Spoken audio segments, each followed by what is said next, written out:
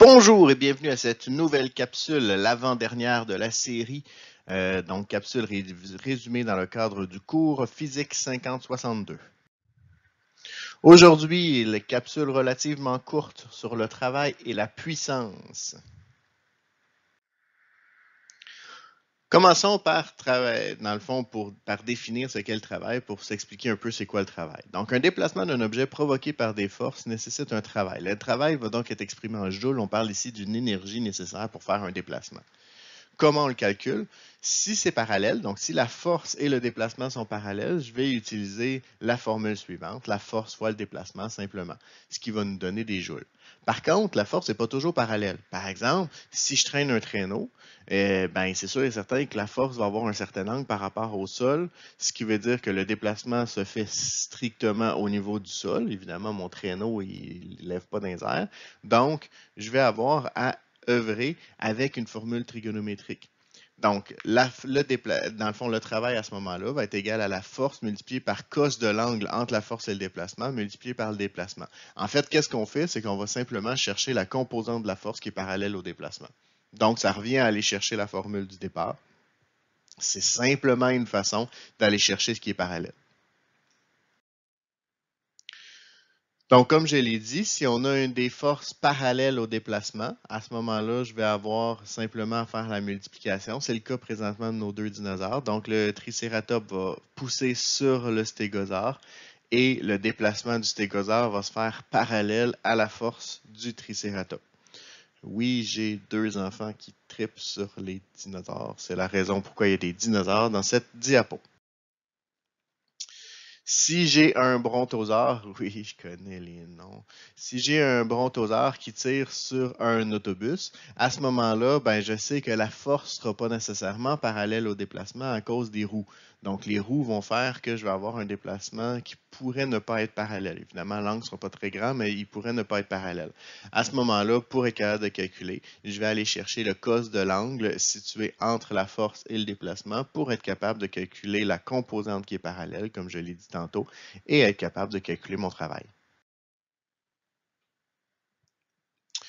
Donc, si on résume tout ça, pour une force non parallèle au déplacement, en fait, la formule, c'est la force multipliée par cos de l'angle entre la force et le déplacement, multiplié par le déplacement. Si cet angle-là est égal à 0, à ce moment-là, les deux sont parallèles. Je sais que cos de l'angle est égal à 1 et je sais que mon travail va être positif logiquement. C'est le cas de la menthe religieuse présentement qui tire sur ma sauterelle. Donc, les deux sont parallèles. Maintenant, si j'ai un éléphant qui fait tourner mon flamant rose, comme c'était le cas dans la dernière vidéo, à ce moment-là, qu'est-ce qui va arriver?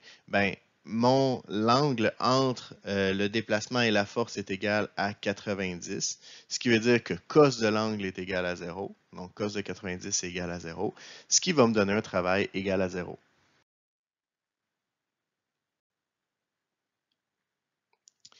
Si j'ai ma libellule qui tire sur ma pomme, à ce moment-là, j'ai un angle qui est situé entre 0 et 90 degrés.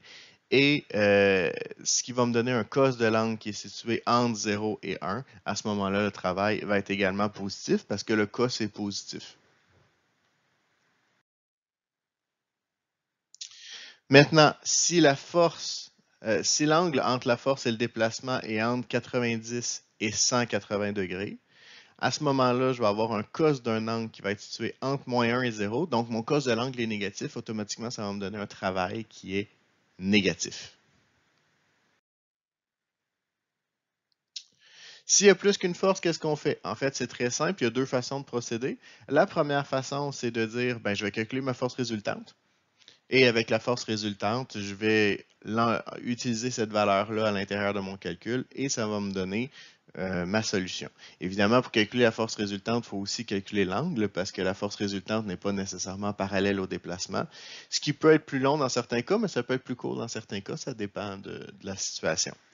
Maintenant, si on trouve ça trop long, et dans certains numéros, ça va être plus facile de passer par le travail. Donc, on peut simplement additionner le travail de chaque force et ça va nous donner le travail total.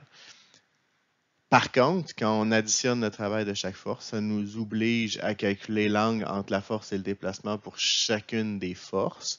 Dans certains cas, ça va être plus simple, mais dans certains cas, ça va être plus compliqué. On est mieux de passer par la première méthode. Si on fait un graphique de la force par rapport au déplacement, comment on fait pour calculer le travail avec ce genre de graphique-là? En fait, c'est relativement simple. On va procéder un peu, je ne sais pas si vous vous rappelez, mais de la même façon qu'on procédait pour passer du graphique vitesse-temps au graphique accélération-temps dans le premier module en physique 5061. Donc, qu'est-ce qu'on va faire? C'est qu'on va calculer le déplacement multiplié par la force. La force est fixe, donc c'est assez simple. On va utiliser sa valeur directement. Et au niveau du déplacement, ben, on va seulement aller chercher le déplacement sur notre graphique. Ce qui va nous permettre de calculer la formule et on se rend compte que ça correspond à l'air sous la courbe. Maintenant, si on utilise un ressort, ce qui est particulier avec un ressort, c'est que la force déployée par le ressort n'est pas constante. Donc, comme la force n'est pas constante, à ce moment-là, je vais avoir une force qui va augmenter plus le ressort est comprimé.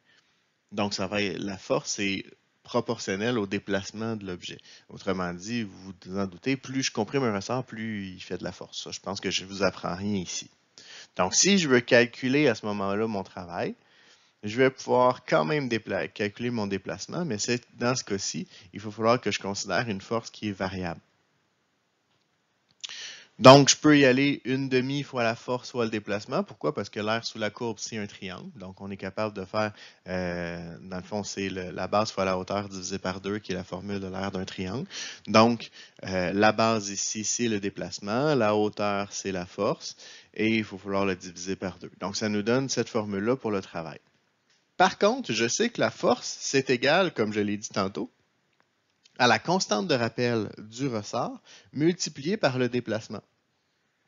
Donc, on pourrait prendre cette formule-là et faire une substitution, donc, dans le fond, unir les deux formules précédentes, qui va nous donner une nouvelle formule, qui est le travail, est égal à 1/2 fois la constante de rappel multipliée par le déplacement au carré.